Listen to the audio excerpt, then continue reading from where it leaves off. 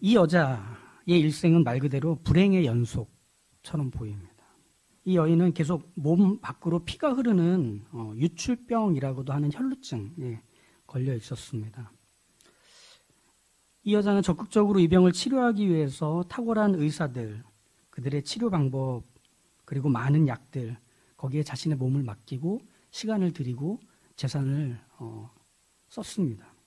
하지만 12년간 몸은 몸대로 망가지고 재산도 일상도 다 붕괴되어 버립니다. 재산, 시간, 체력, 멘탈이 견뎌줄 때는 내가 그걸 가지고 내 문제들 그리고 내가 겪고 있는 어려움들을 해결해 주기 위해서 백방으로 돌아다니죠. 근데 그것들이 점점 떨어져 가는 거죠. 그것과 비례해서 소망도 기대도 고갈되고 절박함만 또 우울함만 가득한 이 상태가 이 여자의 상태였습니다. 게다가 율법으로도 부정한 병이어서 누굴 만나서 하소연도 못하며 외로움만 쌓여가는 시간이기도 했던 것. 그러니까 뭐랄까요. 12년간 이 병으로 이 여인은 더 고립되는 절망의 자리, 철저하게 버려진 듯한 외로움의 자리에서 말 그대로 말라가 버립니다. 박제가 되어가 버립니다. 그러던 중에 예수님에 대한 소문을 듣게 되죠. 그 소문을 듣고서 여인은 희한한 생각을 합니다. 내가 예수님의 옷만이라도 만질 수 있으면 이 병이 나을 것 같아 라는 기대였던 거죠.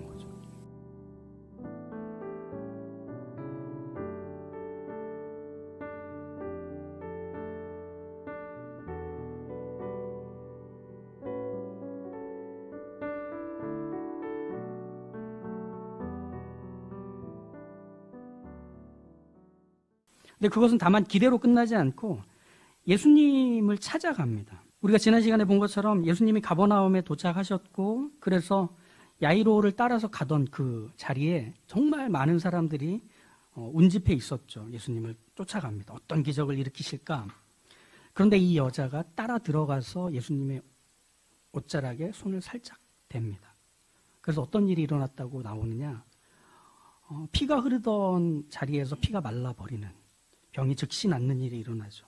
병이 나은 걸 이 여자는 분명히 알 수 있었습니다. 왜? 12년간이나 피를 흘려왔던 삶이기 때문에 그게 마른다는 게 뭔지 늘 기대하고 있었고 상상하고 있었고 꿈꾸고 있었던 바로 그 일이 자기 몸에서 일어났다는 걸 모를 리가 없겠죠. 자신의 희한한 생각이 성공한 거예요. 그죠? 그로 인해 삶에 끈질기게 붙어있던 불행과도 작별하게 되었다는 걸 즉시 알게 됐습니다. 예수님의 옷자락에 손을 댈 때 자신의 질병과 더러움이 이분을 통해 해결되었다는 것 즉시 알게 된 거죠. 우리는 이걸 기적이라고 하지 않나요? 그런데 이 여인이 예수님의 옷자락에 손을 댄 것 그리고 손대기까지의 과정은 사실은 좀 껄끄러운 면이 있습니다. 유출병 그건 율법에서 부정하다고 했죠. 그래서 뭘 하느냐면 격리를 시킵니다. 우리 코로나 시대를 지나왔기 때문에 잘 알잖아요. 격리가 뭔지. 그죠? 나가면 안 됩니다. 사람 만나면 안 됩니다. 이 여자는 자기의 병이 나아야 하기 때문에 뭘 했느냐면 격리되어야 하는 자리에서 도망쳐 나와 사람들 사이에 비집고 들어가고 있는 중이었던 겁니다. 그래서 뭘 하느냐? 자신의 일종의 더러움을 전염시키고 있는 중입니다. 심지어 그게 어디까지 갔죠? 예수님의 옷자락을 만지는, 즉 예수님에게까지 그 더러움을 전염시키는 확진자였던 거죠. 이 여자의 계획은 그런 점에서 보면 참 이기적이고 불쾌한 일입니다. 유대인으로서 보면. 그런데도 더러움의 확진자인 이 혈루병 걸린 여자는 예수님을 찾아옵니다. 이분은 적어도 내가 갖고 있는 이 병을 또 이 비극을 고쳐내고 벗어나게 해주실 분이란 걸 난 알아 라는 거죠. 그래서 아랑곳하지 않고 비집고 들어가 결국 옷자락을 잡은 것이었습니다. 이 여자는 어떻게 이런 생각과 기대를 갖고 있었을까? 예전에 의사들을 만나러 가서 치료를 받을 때도 약을 사러 다닐 때도 병에 좋은 음식과 치료 방식이 있는 곳들을 찾아다닐 때도 이 여자는 확신이 있었을 거예요. 그러니까 재산을 갖다 바치면서 그것들을 사려고 했고 치료를 받으려고 했겠죠. 그때의 그 확신과 지금의 확신은 같은 건가 다른 건가? 예수님께서는 이 여인이 지금 보이고 있는 이 확신, 예수님의 옷에만 손을 대어도 나을 거라는 이 확신을 믿음이라고 정의를 내리십니다. 그래서 34절을 보시면 예수께서 이르시되 딸아 내 믿음이 너를 구원하였으니 그러니 평안히 가라. 네 병에서 놓여서 건강할지어다. 이 여인의 기대와 확신에 찬 행동을 예수님께서 뭐라고 하셨다고요? 믿음이라고 하셨답니다. 자신이 할 수 없는 걸 예수님께서 해주실 줄 알고 맡기고 떠넘겼기 때문에. 그럼 믿음은 이렇게 정의할 수 있지 않나요? 믿음은 떠넘기고 내맡기는 것이라고 말할 수 있습니다. 믿음은 떠넘기고 내맡기는 것.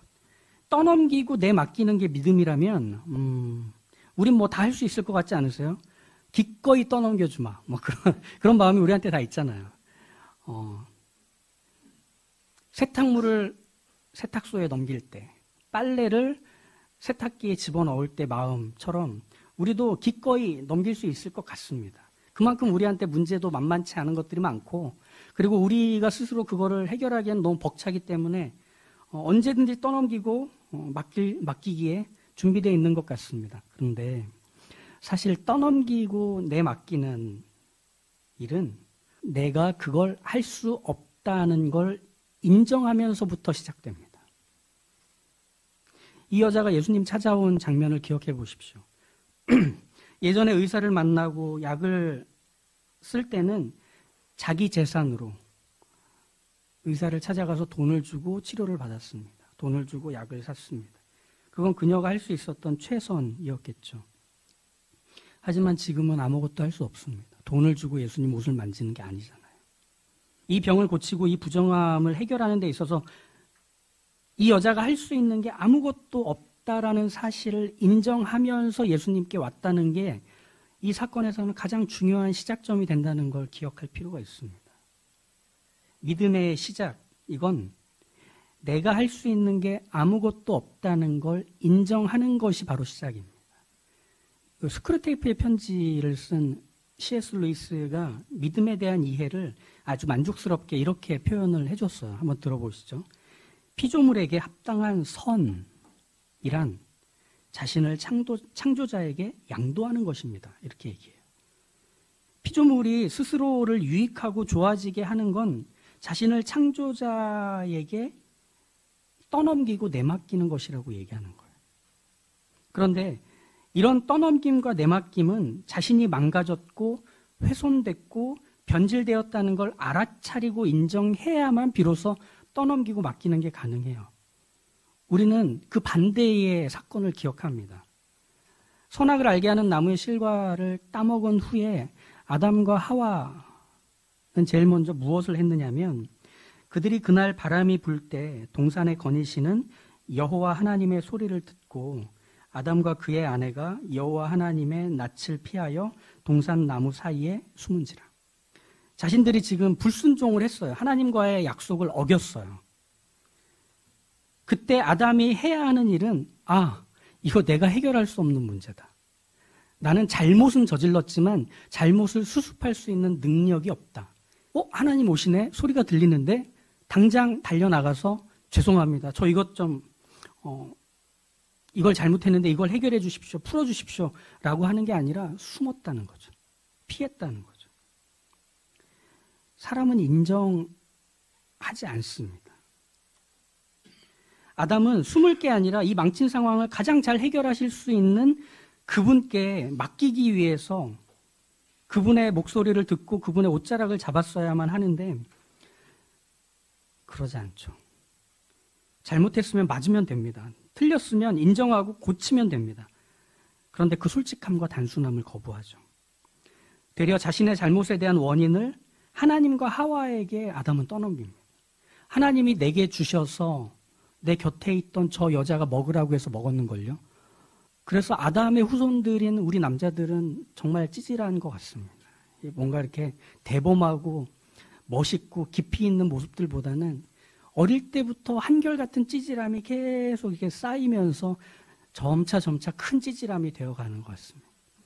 근데 어느 지점에서 바뀌는가? 훌륭한 아내를 만나며 바뀝니다. 저같이 말이죠. 예. 제 뒤통수에 이 원반 떠 있는 거 보이시죠? 오늘따라 반짝일 겁니다. 떠넘긴다는 것, 내맡긴다는 말이 거슬릴 수 있지만 인간은 자신의 문제를 책임질 만한 실력도 각오도 여유도 없는 존재들임에도 그걸 인정하지 않아요. 내가 할 수 있다고 생각해요. 할 수 있는 한. 내가 갖고 있는 것들, 그리고 내 실력, 내 수준과 형편 안에서 내가 힘껏 내 문제들을 해결하고 내 어려움들을 풀어낼 수 있다고 생각합니다. 근데 그게 지금까지 계속 잘 돼 오셨나요? 아니잖아요. 나이가 들어가고 많은 일들을 경험할수록 되는 것보다 안 되는 게 더 많다는 것. 안 되는 것들은 생각보다 치명적이라는 거 확인하지 않으셨어요? 그게 우리가 살면서 겪는 일들입니다. 그런데 거기서 인정하지 않아요. 나 못한다. 난 이거 안 된다. 인정하지 않아요. 우리 엄마들이 우리한테 했던 얘기들, 우리에 대한 얘기들을 누군가에게 했던 얘기들 기억하실 거예요. 우리 애가 머리는 좋은데 공부를 안 해요. 그래서 성적이 안 좋은 거야. 애는 착한데 친구를 잘못 만나서 애가 저래. 이런 얘기 우리를 대신해서 해주시던 우리 엄마 기억하시잖아요. 솔직하지 못합니다. 인정 못합니다. 왜? 인정하면 내가 지워지고 사라질 것처럼 생각해서. 아담도 못했는데 우리가 하겠습니까? 그러니까 감추고 회피하는 것 외에는 할 줄 아는 게 없는 거죠. 그런 면에서 내가 할 수 없다는 걸 인정하는 것은 기적의 영역에 들어가 있는 겁니다. 나의 불가능성을 인정할 때에라야만 비로소 떠넘기는 것과 내맡기는 것이 시작이 됩니다. 이스라엘 백성들은 나의 불가능성을 인정하는 자리, 이것을 그들은 제도로 경험해 왔습니다. 제사가 그랬거든요. 레위기 1장 4절에 보면 그는 번제물의 머리에 안수할지니 그를 위하여 기쁘게 받으심이 되어 그를 위하여 속죄가 될 것이라. 제사 제도는 죄를 저지른 사람이 하나님 앞에 용서받기 위해서 제물을 들고 제사를 드리러 가며 시작됩니다. 그 다음에 일어나는 일은 자기가 가져온 제물에다가 자기가 손을 얹습니다. 무엇이죠? 난 할 수 없으니 이걸 해결해 달라며 내 잘못을 그 제물에게 떠넘깁니다. 그래서 그 제물은 피를 흘리고 태워져 죽습니다. 제물을 가지고 제사를 드린다는 건 자신이 아무것도 할 수 없다는 걸 인정한, 거기서부터 출발한, 그리고 찾아오는 떠넘김, 그리고 내맡김, 이것을 그림처럼 보여주는 제도라고 할 수 있습니다. 하나님께서는 바로 그것을 가르치는 겁니다. 인정해라. 네가 할 수 있는 게 없다는 걸. 네가 할 수 있는 거라고는 떠넘기는 것, 맡기는 것, 그게 전부다. 하지만 그래도 된다 하는 것. 바로 여기에서 믿음의 중요한 지점이 등장합니다. 떠넘길 대상을 알고 있다는 걸 그 자리에서 비로소 확인합니다. 1단계가 인정이고 2단계가 그렇기 때문에 내가 할 수 없어 떠넘기고 내맡긴다면 3단계는 떠넘기고 내맡길 대상을 알고 있는 걸 확인하는 것입니다. 예전에 유행하던 행운의 편지 아시나요? 보내는 사람, 받는 사람이 적혀있지 않은 그 하얀 봉투.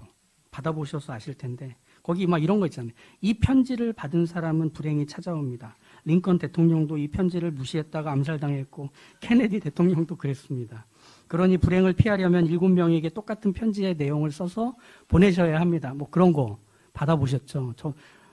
정말 저는 저희 가족 지키기 위해서 밤새 썼던 그 기억이 납니다. 그런데 생각해 보세요. 그걸 모르는 사람들한테 보내셨나요? 다 아는 사람한테 보냈잖아요. 아는 사람한테 내 이름 안 써서 보냈잖아요. 몰래 그 친구네 집에다가 이렇게 집어넣고 왔던 기억들 저는 생생한데 내 불행, 내 저주, 내게 찾아오는 문제들을 떠넘길 만한 대상이 아닌데도 떠넘길 수밖에 없었던 그 어린 나이에 찌질하고 아주 한심했던 그 모습들이 하얀 편지 봉투 안에 담기던 우리는 기억합니다. 떠넘김과 내맡김, 이것은 그 대상이 누군지 알아야 떠넘기는 게 가능한 거예요. 이스라엘 백성들이 이제 애굽에서 나오게 되죠. 애굽에서 나오게 되던 그 마지막 밤에 하나님께서 마지막 재앙을 애굽 땅에 펼치시려 합니다. 그것은 사람이든 짐승이든 첫 번째 태어난 것들은 다 죽게 할 것이다. 이 마지막 재앙이죠. 이스라엘이 애굽을 떠나기 전에 그 밤에는 온 애굽의 비명과 울음소리가 차고 넘칠 거였습니다. 그때 하나님이 얘기하십니다. 어린 양을 잡아서 네가 사는 집 문틀에다 발라라. 그러면 죽음의 천사가 너희에게서 넘어갈 것이다. 이게 6월절이었거든요. 그런데 이 6월절에서 주목할 점이 뭐냐면 어린 양을 잡을 때 각 가족대로 그 식구를 위하여 어린 양을 취하라. 이렇게 얘기하십니다. 각 가족대로 그 식구를 위하여 어린 양을 취하라. 그러니까 예를 들면 이렇게 되는 거예요. 5인 가족당 어린 양이 한 마리라고 한다면 3인 가족이면 7인 가족을 모아야 합니다. 그래서 10명이 2마리 잡는 겁니다. 이 명령의 의미는 뭐냐면 6월절의 어린 양은 그 몫이 있다는 겁니다. 어린 양 한 마리에게 실려있는 생명의 몫을 따라서 어린 양이 죽임을 당할 때마다 그만큼의 몫인 생명이 죽지 않고 살아나게 되는, 구원받게 되는 원리가 6월절에 일어났던 일이었다는 거죠. 그건 무엇을 말해주느냐면 내가 할 수 있는 게 없다는 나의 불가능성을 인정하는 것으로 시작했던 이 떠넘기고 내맡기는 일은 비로소 우리에게 그걸 떠넘겨도 되는 존재, 그걸 내맡겨도 되는 존재를 알고 있다는 사실까지로 이어가게 만듭니다.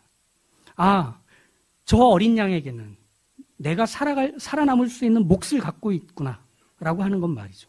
구약의 이스라엘 백성들은 끊임없이 하나님께 그 훈련을 받습니다. 하나님이 나의 생명과 나의 인생을 맡겨도 되는 분이라는 걸 끊임없이 확인하고 또 확인받고 했던 것이 구약의 내용들이죠.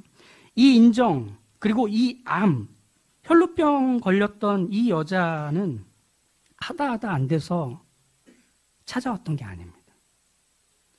이제는 돈도 다 떨어지고 도와줄 사람도 다 떠나고 난 후에 들려온 예수님이라는 분이 그래도 공짜로 해주신데 거기라도 가봐야겠다라고 하는 지푸라기라도 잡는 심정으로 찾아와서 예수님의 옷자락을 잡았던 게 아니라는 겁니다. 가장 절망했기 때문에, 다 끝났다고 여겼기 때문에 예수님을 찾아온 게 아니라 그 안에 떠넘기고 내맡겨도 되는 하나님을 믿는 믿음이 이미 심겨져 있었기 때문에 그는 예수님을 지금 찾아왔던 겁니다. 떠넘기는 게 과연 믿음일까? 우리한테는 좀 찝찝한 말처럼 들려요. 분명히 떠넘기는 건 모두 믿음일 수는 없을 거예요. 앞서 말씀드린 대로 그냥 내 문제 다 하세요. 제가 좀 시간도 없고 여유도 없고 요즘 하나님 좀 편한 것 같은데 하나님 이것 좀 해주세요. 저것 좀 해주세요. 하는 방식. 아니요. 그런 떠넘기는 건 믿음일 수 없을 겁니다. 하지만 믿음은 분명히 떠넘기고 맡기는 모습을 보일 수밖에 없습니다. 누가 나의 생존과 구원을 시작하셨는가? 누가 나의 이 인생이라는 시간들을 이루고 계시는가? 누가 내 인생의 완성을 펼쳐내실 뜻과 계획과 의지가 있으신가? 나는 내 생존과 구원을 이루고 완성할 무엇도 가지고 있지 않은데. 그런데 그걸 이루고 이루실 그분이 누군지를 내가 알고 있네? 라는 거죠. 예수님의 옷에 손을 대기만 해도 나을 것이다라는 그 암처럼 말입니다. 그러니 이 단계들을 우리가 기억해 볼 필요가 있습니다. 내가 할 수 없는 것들만 맡기는 건 너무 염치 없는 짓 아닌가? 할 수 있는 데까지 해보고 하지 못하는 건 맡기자. 이렇게 생각하는 게 되게 세련되고 상식적인 믿음 같아 보이겠지만 사실은 믿음은 그렇게 시작한 적이 없습니다. 내가 아무것도 할 수 없다는 나의 불가능성을 인정하며 시작되었고 그리고 떠넘겨도 되고 내맡겨도 되는 대상이 누군지를 알게 되었던 바로 그것이 우리의 믿음이라면 우리는 아주 작은 것부터 아주 큰 것까지 그 무게가 서로 다르지 않음을 알아서 하나님께 맡길 수 있는 사람이어야 한다는 겁니다. 이제 이 믿음에 대한 이야기의 최종 지점에 다다랐습니다. 이 혈루증 걸린 여자의 사건에서 가장 아름답고 찬란한 지점은 뭐냐면 지금 말씀드린 그 인정으로 시작됐고 그 알므로 드러나고 행동으로 옮겨지는 이 모든 일들이 믿음이라고 하는 것을 알려주시는 예수님을 만나는 그 장면입니다. 30절과 32절을 다시 한번 보시면 예수께서 그 능력이 자기에게서 나간 줄을 아시고 무리 가운데서 돌이켜 말씀하시되 누가 내 옷에 손을 대었느냐 하시니 제자들이 여짜오되 무리가 에워싸 미는 것을 보시며 누가 내게 손을 대었느냐 물으시나이까 하되 예수께서 이 일 행한 여자를 보려고 둘러보시니 예수님이 이 여자를 찾으십니다. 예수님은 이 여자가 다만 병 나은 것, 그래서 지금의 비극과 슬픔을 해결한 것만으로 끝내실 수 없는 겁니다. 이 여자가 겪은 진짜 기적은 병 나은 것보다 예수님의 옷자락만이라도 만지면 병이 나을 거라고 여겨 찾아온 바로 그것이라는 걸 알도록 해주셔야만 했던 거예요. 이 여자에게서 일어난 이 새로운 변화의 시작을 알아야 비로소 이 여자는 이전과는 전혀 다른 삶의 시작이 이루어졌구나라고 알게 되기 때문입니다. 그냥 운이 좋았어. 다행히 그런 결정과 선택을 했던 거야. 다음에도 내가 그런 결정을 할 수 있을까 하며 조마조마한 채로 살아가는 삶이 아니라 내가 어떤 새로운 시작이 일어났는가, 내가 어떻게 문을 열고 들어온 사람처럼 되었는가, 내가 어떻게 강을 건너온 사람처럼 되었는가를 알도록 하시는 일을 예수님께서 알게 하시려고 그를 찾으신 겁니다. 이 여자는 오직 자기 병만 나아볼 심산으로 예수님을 찾아온 것 같아 보였을 겁니다. 이후에도 그렇게 살 수도 있는 거예요. 그런데 거기엔 하나님의 보내심이 있었던 거죠. 예수님은 병 나은 이 여자가 들어야 하고 알아야만 하는 그 사실을 선명하게 확인시켜 주시는 거예요. 네 안에 하나님이 주신 그 믿음이 있다. 그 믿음이 너를 낫게 했고 너를 구원한 것이다. 오늘의 일을 통해 너는 병이 나은 정도가 아닌 너의 생존과 너의 구원을 누가 시작하시고 이루시고 완성하시는지를 비로소 알게 된 사람으로서의 새로운 삶의 시작이 일어났다. 하나님이 누구신지를 알고 믿게 된 여자여, 이제 평안히 가라. 지난주에 승환 형제가 세례를 받던 그 장면, 정말 평생토록 저는 잊지 못할 겁니다. 코에서 그렇게 많은 물이 나올 수 있다는 것도 놀라웠지만 예.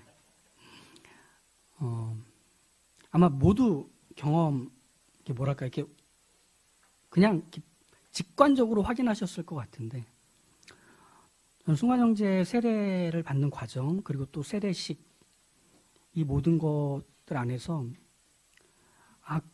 승환 형제가 여기 이 자리에 올 수밖에 없도록 하시는 하나님의 의지, 그 의지가 승환 형제 인생에서 한 번도 없었던 적이 없었겠구나. 자기는 몰랐지만 한 걸음 한 걸음 거기로 찾아가도록, 그리고 그렇게 알아가고 확인해서 결국은 자기 입으로 모두가 있는 자리에서 믿음을 고백하는 이 일련의 과정들은 하나님께서 그를 기어이 끌고 와서 네가 가진 건 내가 준 믿음이야. 너로 하여금 네 인생에서 이제는 이전과 이후가 분명하게 구분되어 그 이유를 살아가도록 만들 내 기쁨 속에 네가 있어 라고 말씀하시는 게 마치 세례식 같았습니다. 그래서 이불로 덮여있는 것 같은 표현을 누가 쓰셨는데, 이불로 감싸는 것 같은 그 기분이었습니다. 와야 할 자리에 결국 온 것처럼. 이 여자는 우연히 그런 생각이 떠올라서 예수님께 찾아와 옷자락을 만진 게 아니라 와야 할 자리였던 겁니다. 그 와야 할 자리였기 때문에 예수님은 그녀를 찾은 겁니다. 우리의 삶의 자리에서 생기는 이 여자와 같은 어떤 비극들 안 생겼으면 좋겠습니다. 다들 평안하게 잘 사시다가 주무시다가 심장마비로 하늘나라 가시면 제일 좋을 것 같습니다. 병 걸리지 않고 그냥 편안하게. 근데 누구도 인생의 끝을 알 수가 없죠. 그리고 그 끝을 향해 가는 과정은 더더욱 알 수가 없겠죠. 그런데 그 과정 중에서, 그리고 우리가 살아가는 삶에서 마주하고 맞닥뜨리게 되는, 그리고 우리가 짊어져야 되는 모든 어려움과 곤란함의 짐들 속에서 우리가 그것들에 쉬 넘겨지지 않는 것은 이제 우리는 새로운 시작이 일어난 사람들이기 때문입니다. 오히려 그런 일들은 우리에게 어떤 새로운 사람인지를 확인시켜주는 자리가 될 것입니다. 누군가에게 떠넘기거나 무엇에 탓하지 않아도 되는 우리가 되었음을 그런 일들을 겪을 때 확인합니다. 누구 때문이야? 뭐가 없어서 그랬어? 무엇으로 인해 내가 이렇게 되었어? 그렇게 한들 삶이 쉬워지진 않더라고요. 문제가 해결되지도 않더라고요. 오히려 새로운 시작이 일어난 우리에게서는 그런 상황과 형편 속에서 나는 오늘도 여기서 또 그 새로움을 맛보게 될 거야. 나의 불가능함이 하나님의 가능함으로 어떻게 바뀌어가는지를 보게 될 거예요. 내가 떠넘겨도 떠넘겨질 수 있는 분, 내가 내어 맡겨도 맡겨질 수 있는 분, 난 그분과 함께 하고 있어. 그분이 그걸 이루실 거야.